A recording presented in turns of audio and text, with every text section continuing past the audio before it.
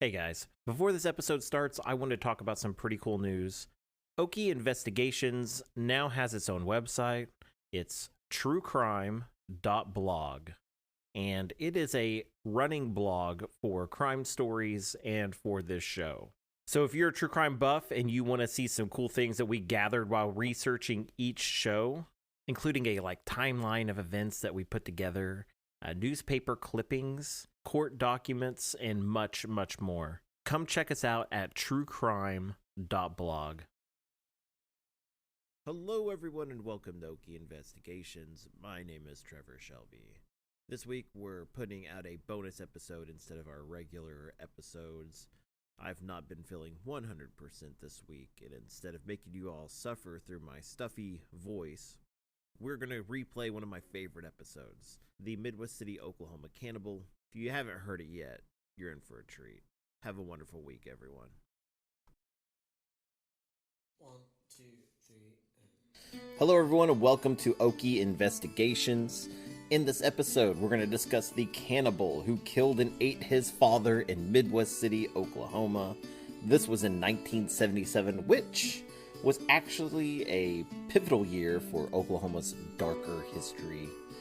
But this remains one of the most shocking crimes in Oklahoma history. In this episode, we'll discuss what happened, why, and what's happened since. But first, if you're a first-time listener, to experience this podcast to its finest, hit that subscribe button. So when we have new episodes, you will be the first to know. Then you can head on over to our Facebook page. Here we can discuss the case together, and perhaps come with our own theories on the many cases that will be featured on this show.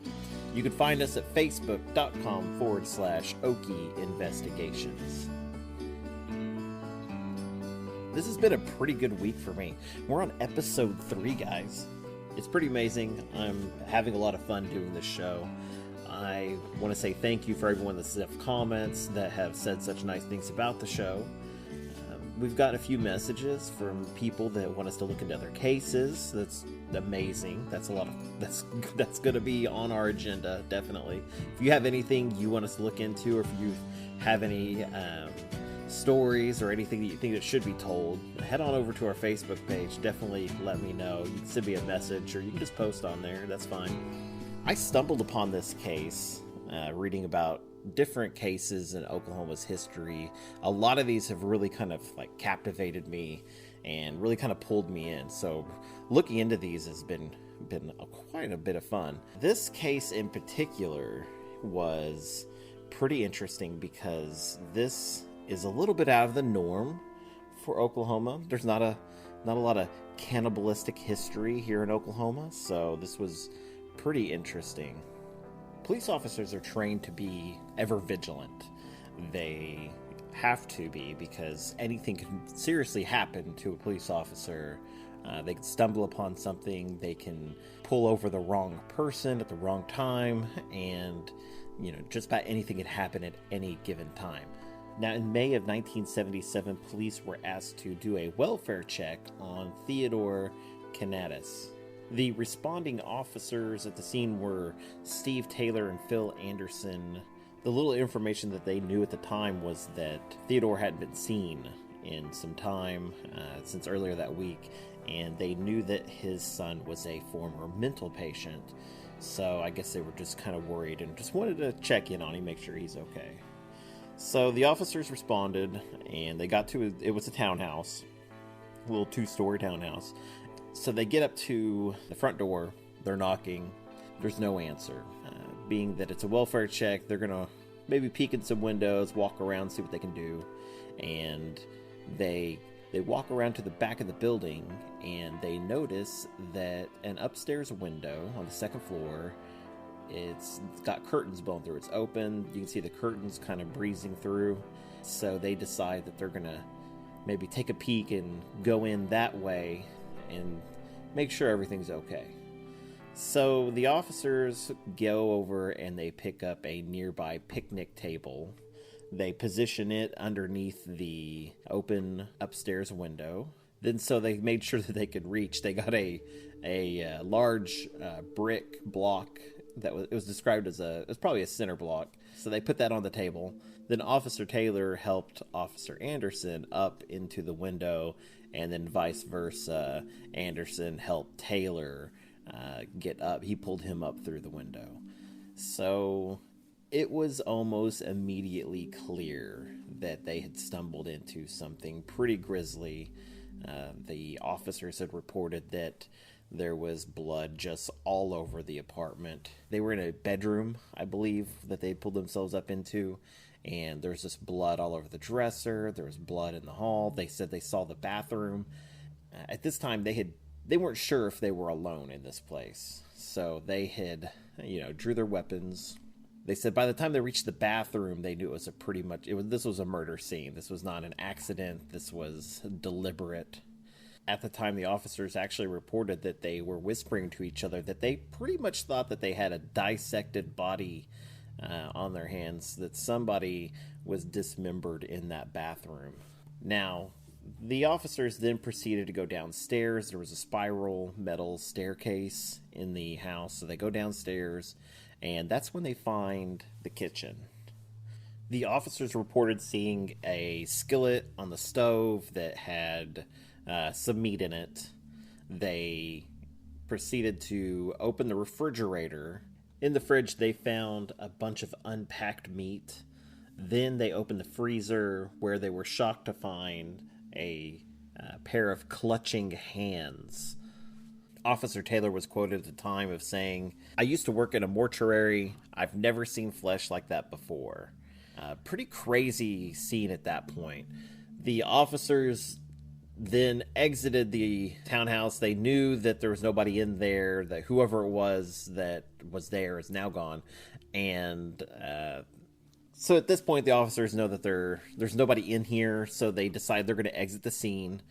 And they step outside the apartment. They radio for help. What a crazy and grisly way to kind of find yourself in this whole scene. Now, at this point, the police are fairly certain that the meat that they found in the refrigerator and all that is human remains. And they're under the assumption that it's Theodore, and that his son Gregory has probably done something. So at this point, Gregory is missing. Nobody has really seen him. The only person that's seen him last was the neighbor that initially made the report, and that was because he saw Gregory outside dumping meat into the dumpster. Well, now officers believe that when they were knocking on the front door, Gregory was still in the apartment, and he actually escaped through that upstairs window. That's why it was probably open. The officers stated that if they just maybe went around the house the other direction, they might have ran into Gregory, and they might have been able to take him into custody at that point. But as just circumstances happened, they went the other direction, and they did not see Gregory escaping. One of the things that's often never noted is maybe the officer's mental state after, coming upon a scene like this. And the paper that I've been looking at, the Daily Oklahoman, did a great article on this when all of this was first coming to light. And they actually noted that the Officer Taylor was visibly shaken by what they had found, almost stuttering when he was reciting what they had found at the scene. Now, a lot of people don't think about what police officers go through day to day.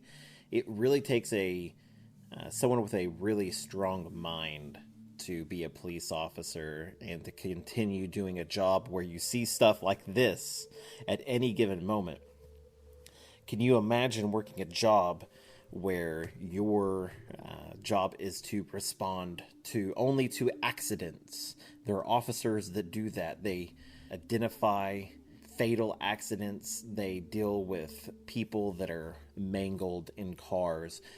That kind of stuff is just, that would wear on you over time. And so stuff like this probably stuck with these officers a long, long time, probably for the rest of their lives. Now, later that night, Gregory, the victim's son, was found asleep outside. And so he was found by neighbors. The neighbors called the police. The police came in. They picked him up. By all accounts that I've seen is that Gregory was pretty open about what happened, unapologetic, seemingly mentally unstable. Gregory openly confessed to what he had done, but it was obvious that he could probably go the insanity route when it came to the trial, if there was a trial. So as a way to not waste the taxpayers' money by bringing a case that could probably be ended by a psychiatric evaluation, the judge decided to order that Gregory's mental state be evaluated. So they sent him to the psychiatric hospital in Norman, Oklahoma. I believe they kept him for 60 days. And it was their determination that there was just no way this man could stand trial. He was not mentally competent, basically. It was ruled that could not stand trial at this time. Now, one thing the judge did do was he left it open. If Gregory did happen to become mentally stable, he could then, in fact, be tried for his father's murder. And that's important later on.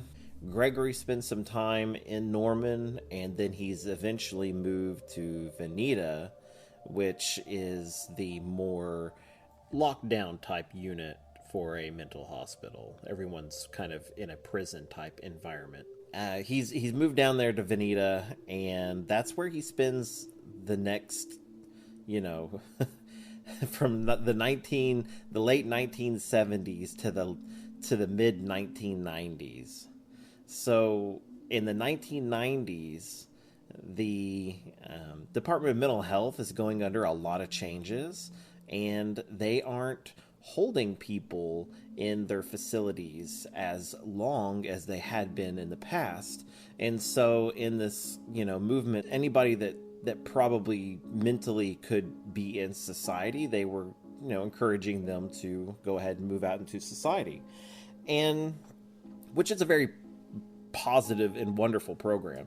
But in this case, this wasn't a very liked thing for the district attorney in Oklahoma County.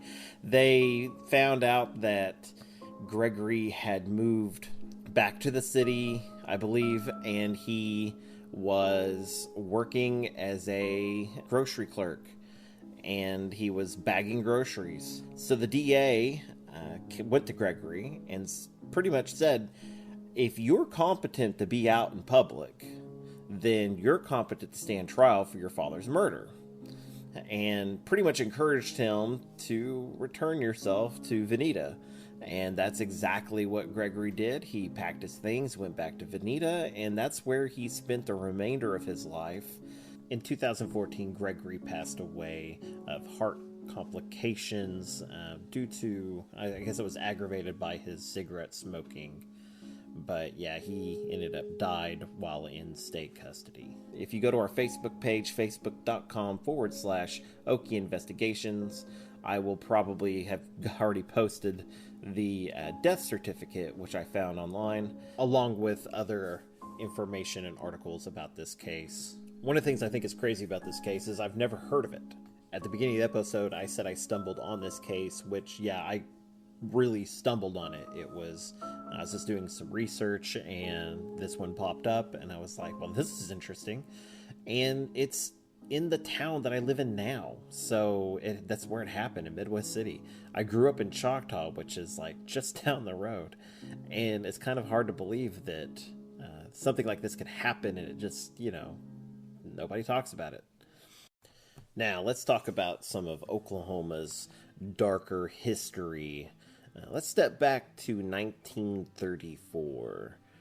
Now, through the course of this story, I want you guys to ask yourselves, can a murderer, a convicted murderer, redeem himself? Is there a possible way in your mind? Can somebody that's committed a heinous murder redeem themselves in your eyes? Might be possible. Let's listen to the story.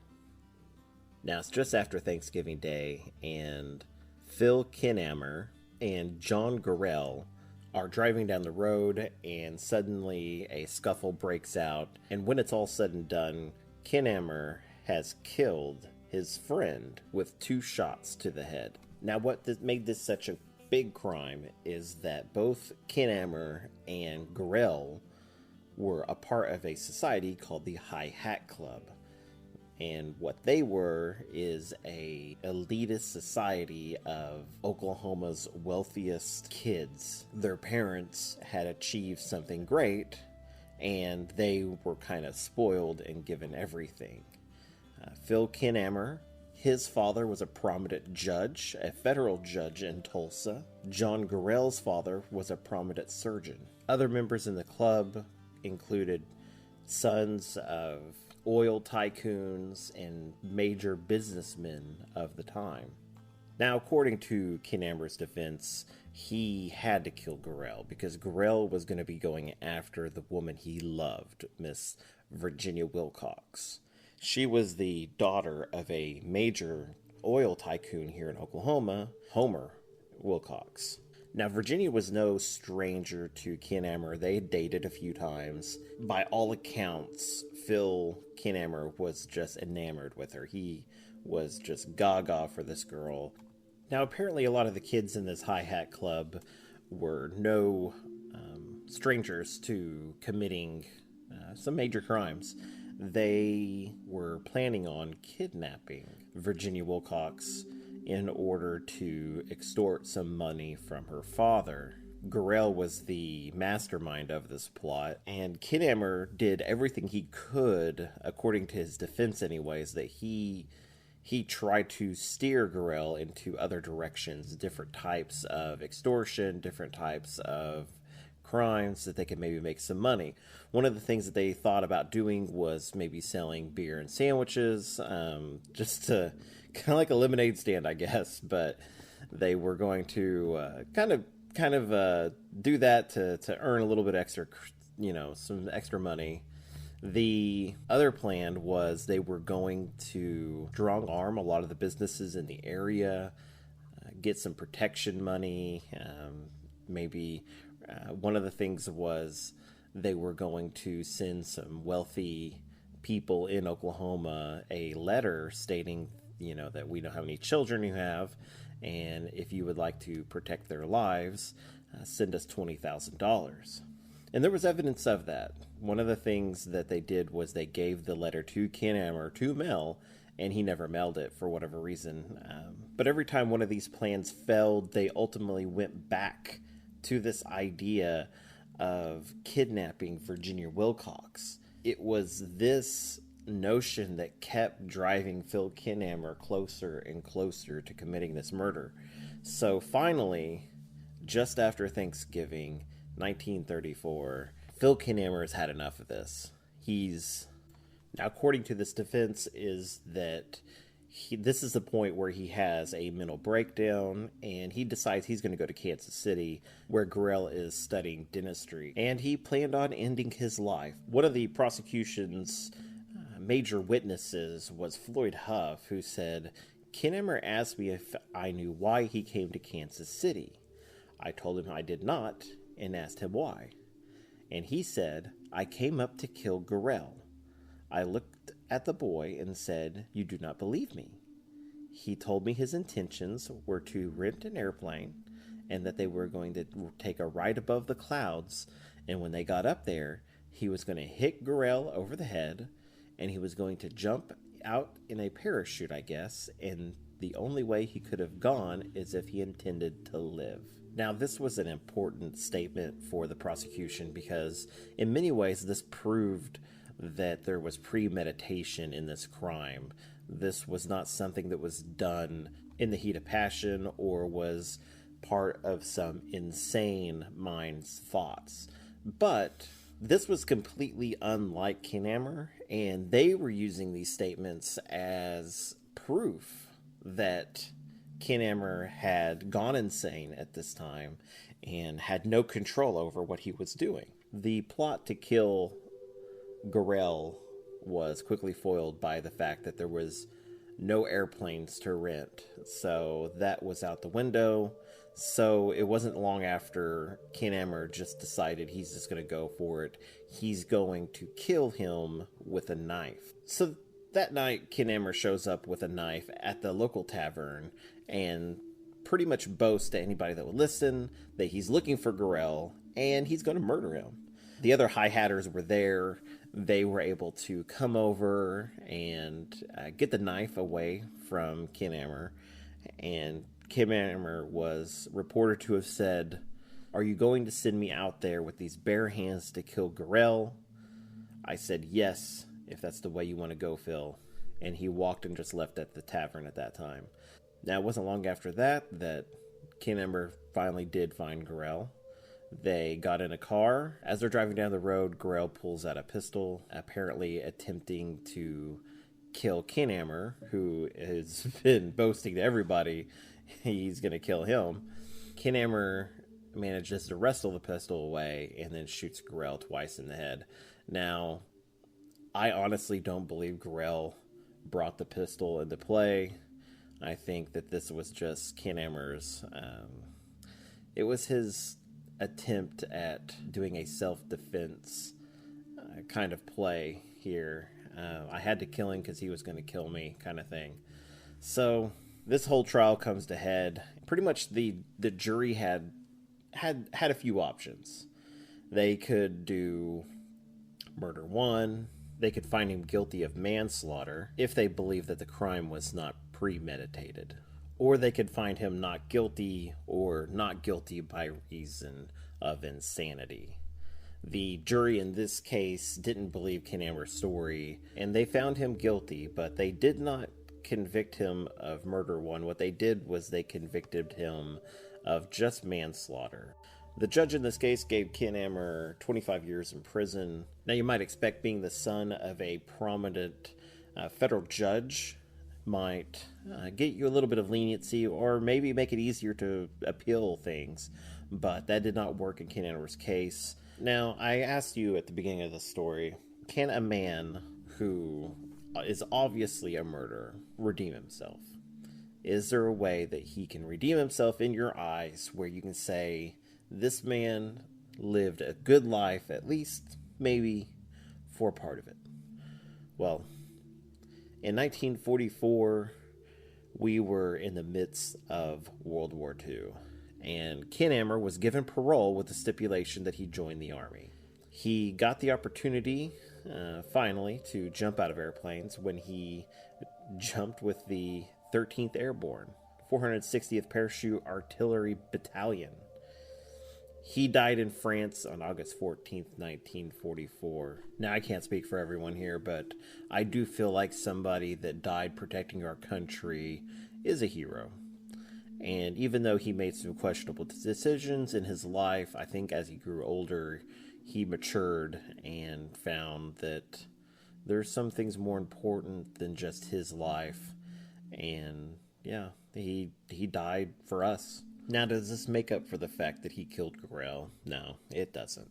But what I think it does show is that even somebody who is a murderer can change and do something important with their life. Now, what are your thoughts on this subject? If you'd like to leave me a message, go to anchor.fm/Okie Investigations. Then at the top of the page, you'll see a message button. When you click that, you'll be able to record your own message and tell me, what do you think, one way or the other? Can somebody redeem themselves that's a murderer? Even somebody that has served our country, perhaps? Or perhaps somebody that's done their time and maybe just became a better person? Let me know what you think. You can also connect to us at facebook.com/Okie Investigations. Thank you guys for listening, and I will see you guys next time. See ya.